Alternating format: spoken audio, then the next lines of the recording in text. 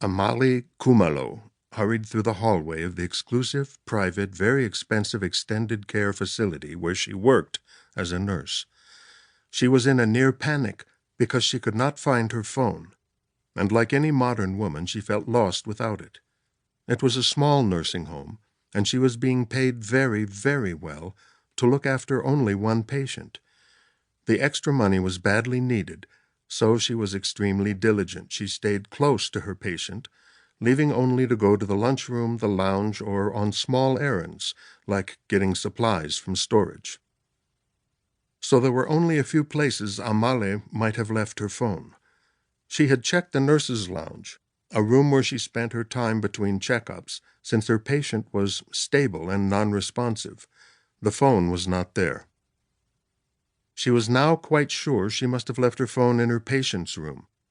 She had been working on a crossword puzzle on the phone when she went into the room on her last check. No doubt she had put it down on the little bedside table by the window in order to check vital signs and record them on the chart. And then her friend Lesedi stuck her head through the door and asked for help with Mr. van der Merwe, who had dementia and had wandered off again.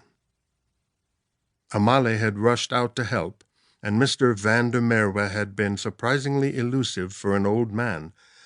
By the time they had him back in his room and calmed down, it was time for lunch, which she and Lesedi spent talking as they ate. And so it had been nearly 2 hours until she noticed that her phone was missing.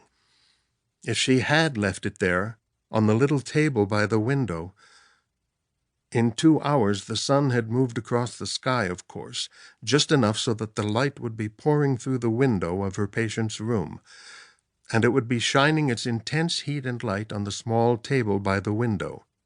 If she had really left her phone there, it would be in direct sunlight. That South African sunlight was hot enough that if you left a metal object in its light for too long, it would burn your fingers when you picked it up.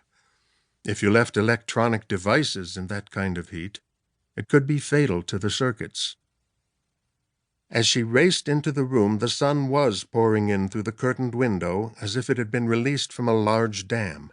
It was relentlessly bright, and it lit up the entire room like a searchlight. The window was closed, of course, and there was a soft flow of air-conditioned air blowing through, but even so, Amale could feel the heat.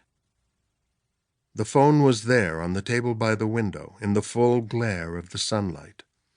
Amale crossed the room quickly and picked up her phone, and swore as it burned her fingers.